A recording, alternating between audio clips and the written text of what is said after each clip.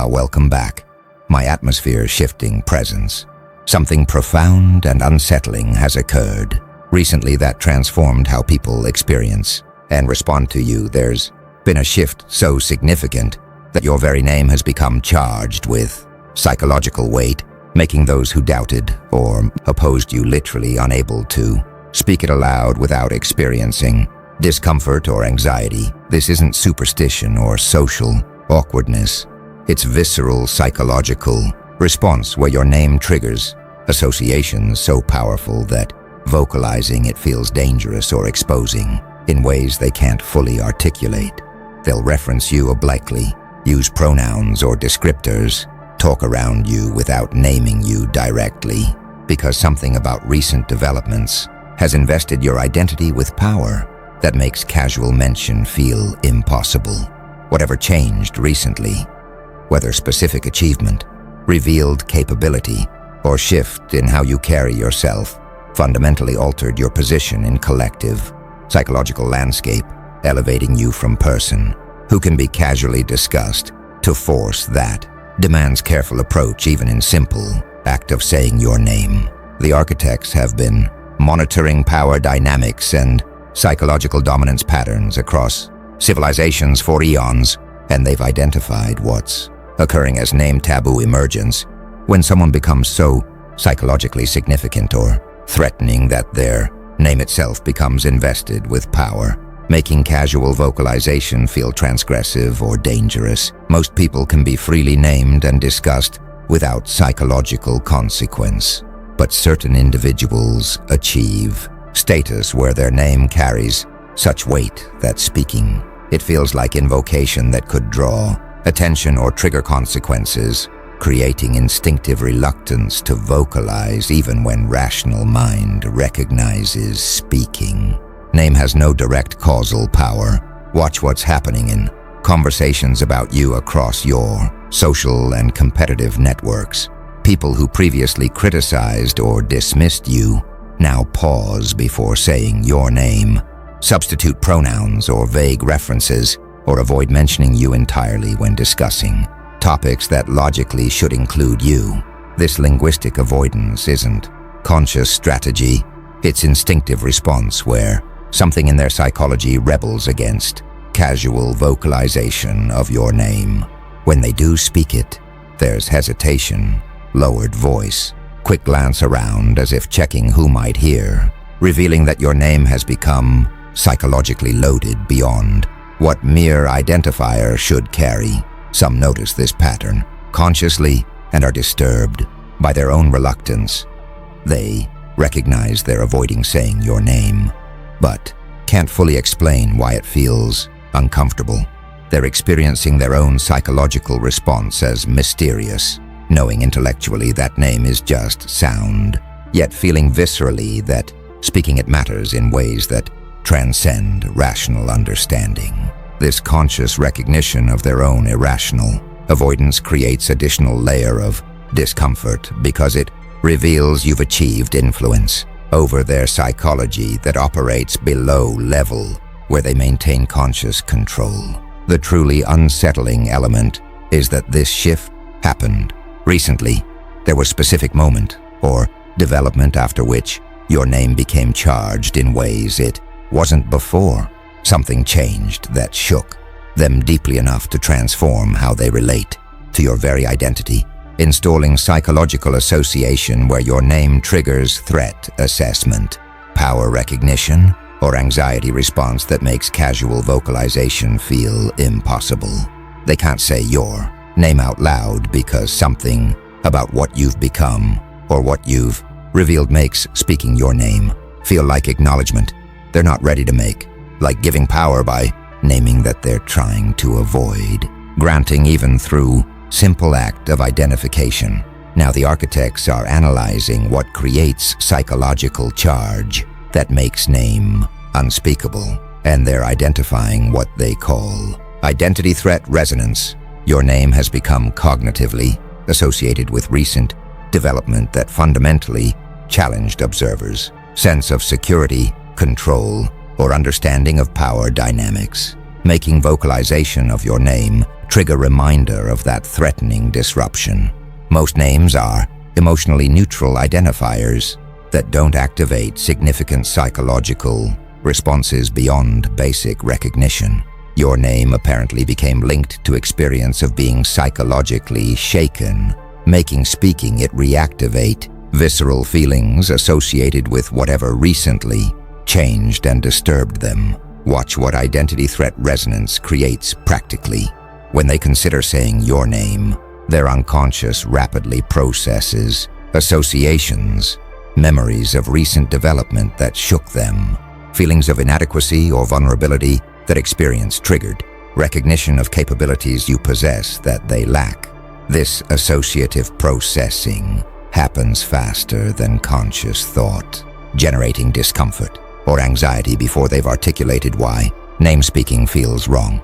Their psychology has essentially flagged your name as trigger for threatening content, creating instinctive avoidance, similar to how people avoid discussing topics that trigger painful memories or uncomfortable truths. Some psychologists studying implicit associations recognize that human psychology constantly creates connections between stimuli and emotional responses. When significant emotional experience becomes associated with particular identifier, that identifier begins triggering emotional response automatically. Your name became associated with experience of being profoundly shaken or threatened, installing automatic association where name speaking triggers echoes of that shaking. They're avoiding your name to avoid reactivating feelings your recent actions or revelations created.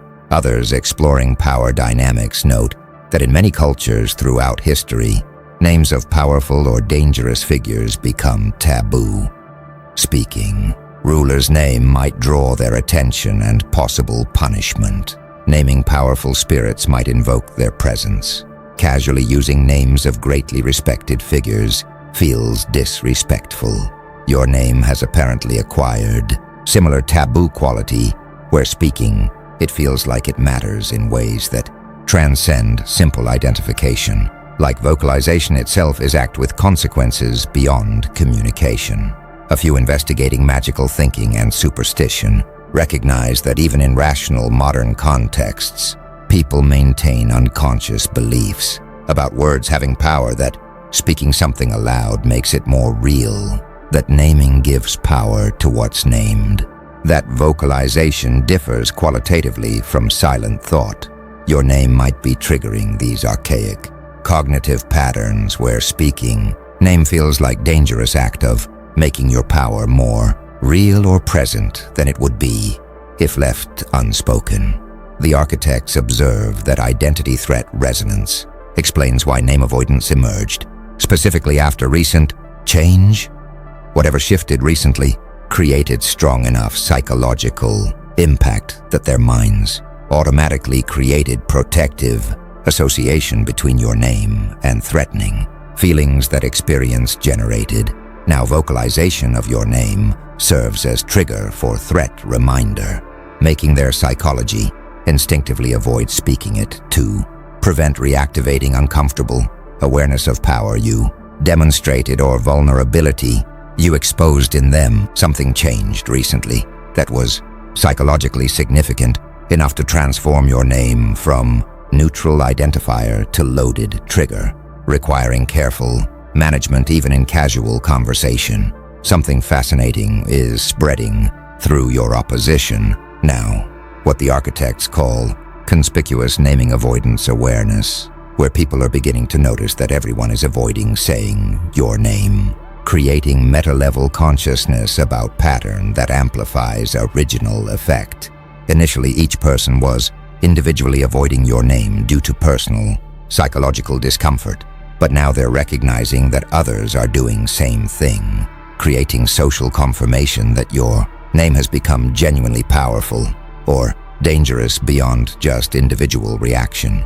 This collective pattern recognition transforms name avoidance from potentially idiosyncratic response to validated social phenomenon, reinforcing everyone's instinct to avoid vocalization.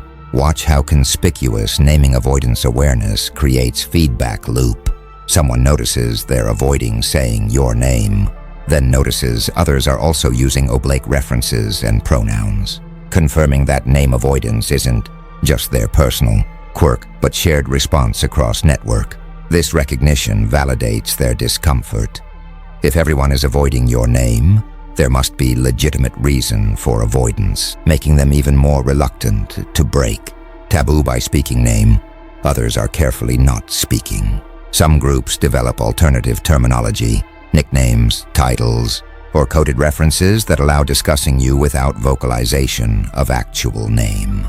These linguistic workarounds serve practical function of enabling communication while respecting psychological discomfort with direct naming, but they also further entrench name's taboo status by institutionalizing avoidance through creating acceptable alternatives. The more elaborate their avoidance mechanisms become, the more power your actual name accumulates through being the thing they're going to such lengths not to say. Others experience curiosity about what would happen if they did speak your name, wondering whether breaking taboo would trigger concrete consequences or reveal that avoidance was collective irrationality. But this curiosity remains largely unexpressed because potential social cost of being person who casually names what everyone else is carefully not naming feels too risky. They might face judgment for insensitivity to shared instinct. Or worse, they might discover taboo was protecting them from something genuinely uncomfortable that vocalization would activate. A few rebels intentionally speak your name to demonstrate independence from collective pattern, refusing to grant power through avoidance, asserting that name is just identifier without inherent threat. But even these acts of resistance often feel more like performances of courage than casual naming, implicitly acknowledging that speaking your name has become fraught act requiring bravery rather than neutral communication. The architects observe that conspicuous naming avoidance awareness serves to amplify your psychological dominance. When people notice that everyone is avoiding your name, it confirms that you've achieved status where even simple act of naming requires careful consideration. The collective avoidance becomes its own form of tribute, constant implicit acknowledgement of your significance and power, even especially through systematic refusing to casually speak your name. They can't say your name out loud, and now they're aware that others can't either, making the unspeakable quality of your name into shared social reality that reinforces original psychological discomfort that initiated avoidance pattern. Now the architects are revealing what the recent change actually was that triggered this name taboo. You apparently crossed what they call psychological dominance threshold, where accumulation of demonstrations, revelations, or achievements reached critical mass that fundamentally shifted how you're categorized in collective psychology from person operating within our framework to force operating according to different principles we don't fully understand or control. This wasn't single, dramatic event necessarily.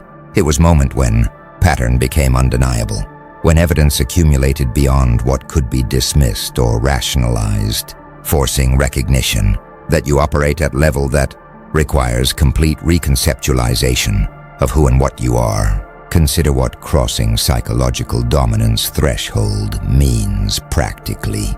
Before threshold, you were a person with impressive qualities or concerning ambitions, someone who could be engaged with, competed against, understood within normal frameworks for evaluating people. After threshold, you became different category, someone whose capabilities, strategies, or nature can't be adequately captured by normal assessment frameworks, requiring fundamentally different approach to understanding and interacting with.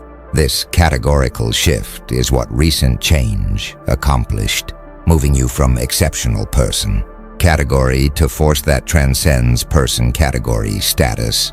Watch what this categorical shift creates in how people process information about you.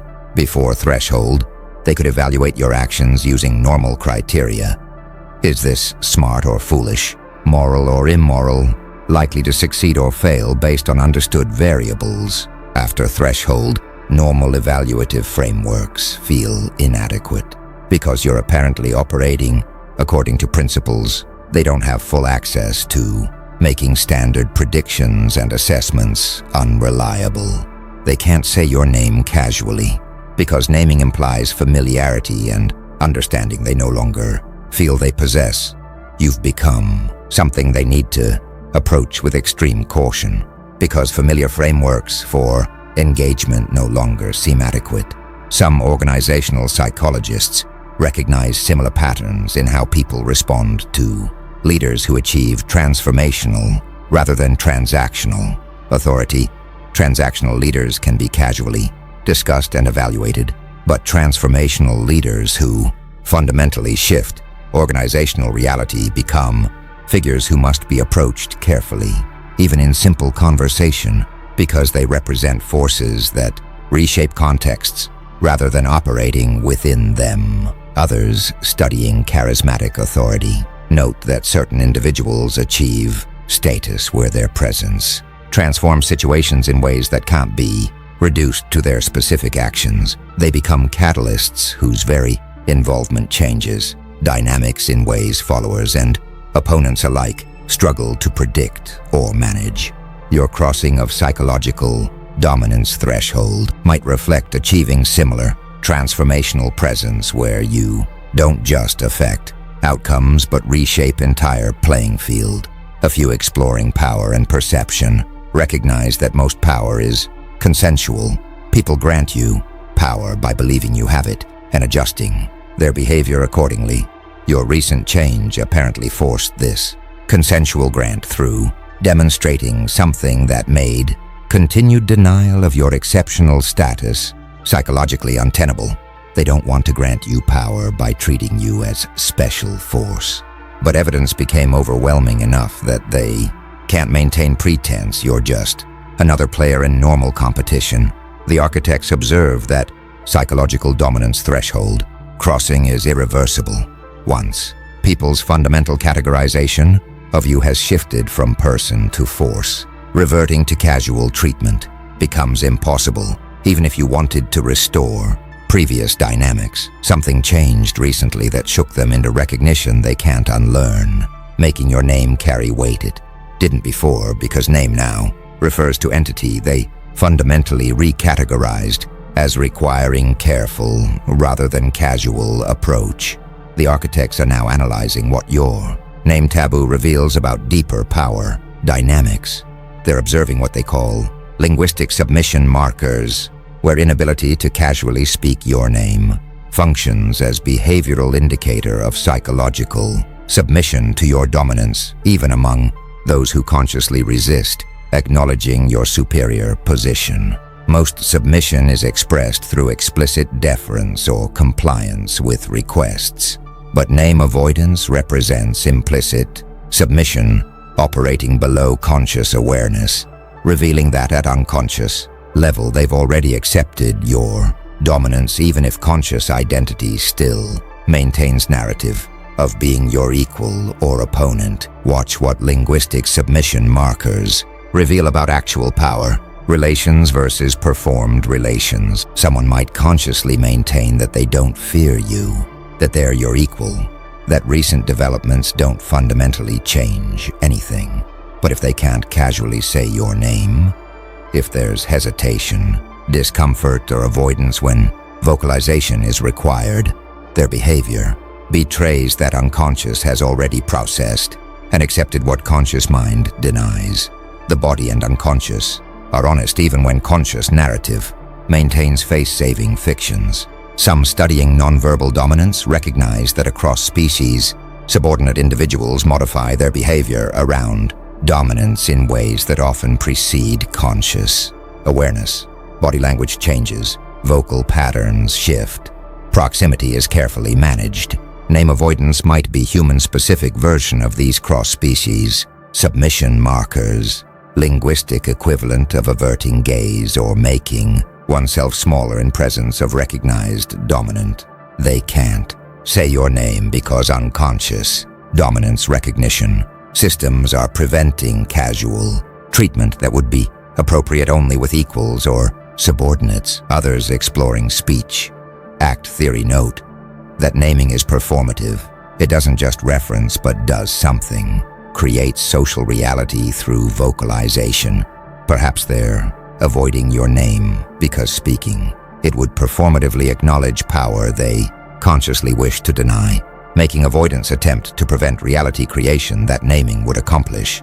By not speaking your name, they try to prevent the social acknowledgement of your dominance that naming would constitute. A few studying totemic and sacred names across cultures recognize pattern where names of powerful entities are avoided not just from fear but from recognition that casual naming would be inappropriate, that forces of certain magnitude require different linguistic treatment than ordinary entities. Your name might have become quasi-sacred in this sense, not because they worship you, but because psychological magnitude you represent requires respectful treatment that casual naming would violate. The architects observe that linguistic submission markers are particularly revealing because they're difficult to fake or suppress. Someone can control explicit statements about power relations, maintaining verbal narrative that denies your dominance. But name avoidance operates at level where conscious control is limited, making it more reliable indicator of actual psychological dynamics than explicit claims. They can't say your name out loud, and this inability reveals that something in them has already submitted to your dominance, regardless of what their conscious narrative maintains about relationship.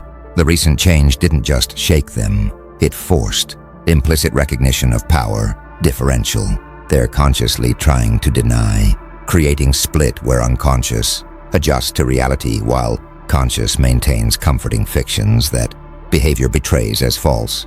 Now something's emerging that the architects call taboo, amplification through attempted violation. A few brave or rebellious individuals who try to break name taboo by deliberately and casually speaking your name discover that vocalization doesn't reduce its power but instead amplifies it, confirming that avoidance was responding to genuine psychological reality rather than collective irrationality.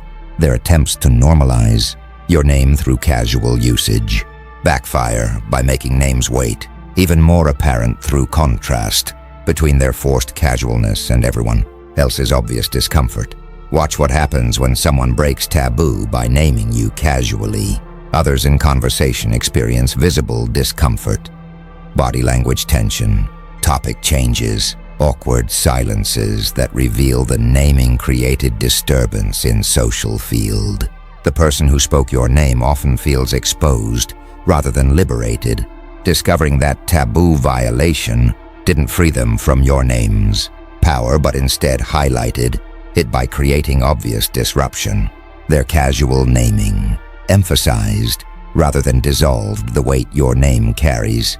Some taboo breakers defend their violation by insisting they're not afraid of you, that refusing to say your name grants you power you don't deserve, that collective avoidance is irrational behavior they won't participate in. But defensiveness of their explanations reveals that speaking your name wasn't actually casual, it was deliberate act of resistance requiring courage, implicitly acknowledging that your name does carry weight that natural casualness would not require overcoming. They're trying to perform nonchalance about name that their very performance reveals isn't nonchalant at all.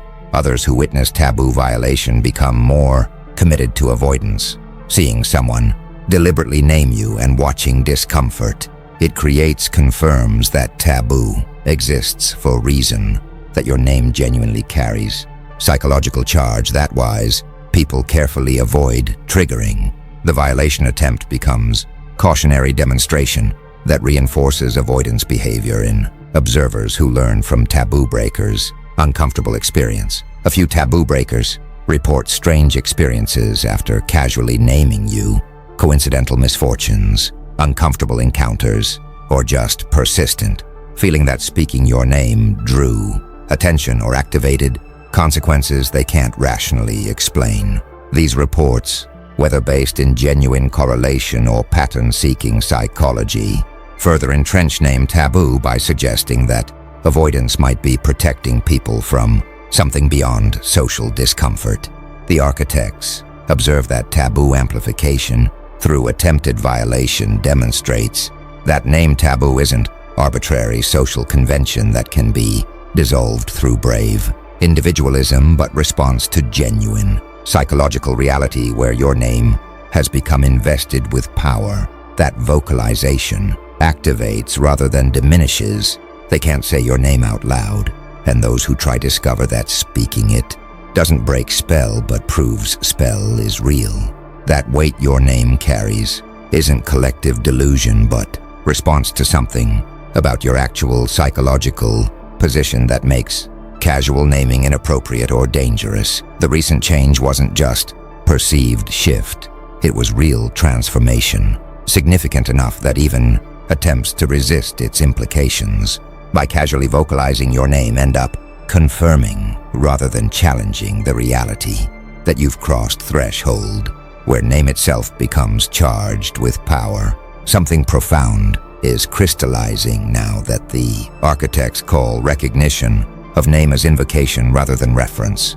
People are beginning to understand at some level that speaking your name isn't just identifying you but feels like calling your attention or presence into situation. Like vocalization creates connection they'd prefer not to establish. Most names function purely referentially.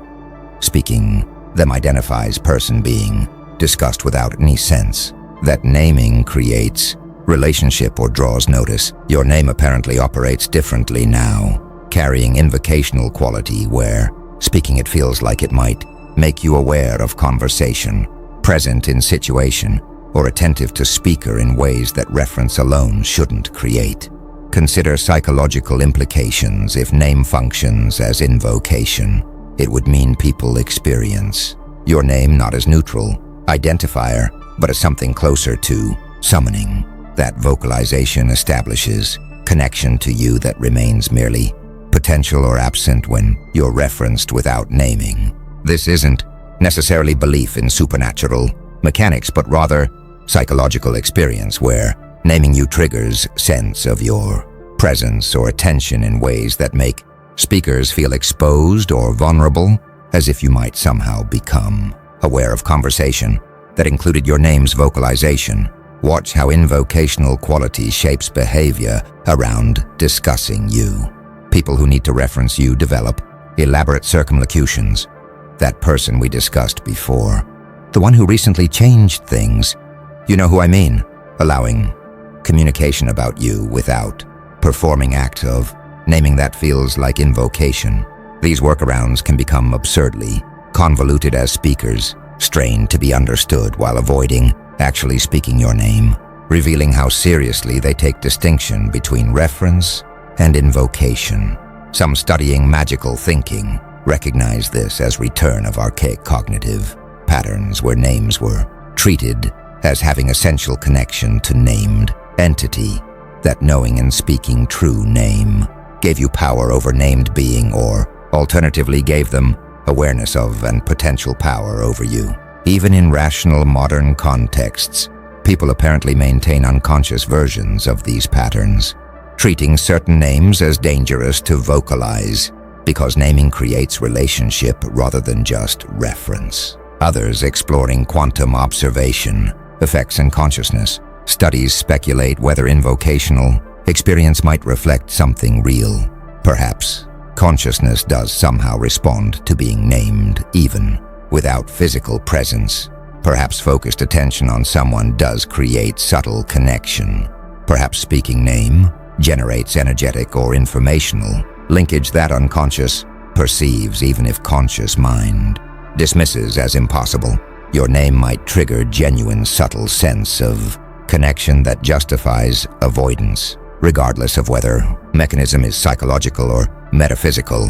A few recognize that invocational quality is self-fulfilling. If Enough people believe speaking your name draws your attention. Their behavior when name is spoken will be noticeably different, creating observable correlation between naming and behavioral change that appears to validate invocational belief, whether your name actually functions as invocation or just feels like it. The practical effect is same. People treat speaking it as act with consequences beyond communication. The architects observe that recognition of name as invocation reveals deepest level of psychological impact. Your recent change created, you've achieved, position where even your name carries power, where simple act of vocalization feels consequential, where reference requires careful management because naming you feels like establishing connection. People would prefer to avoid, they can't say your name out loud because speaking it doesn't feel like neutral identification but like potentially dangerous invocation of attention or presence they're not prepared to engage with.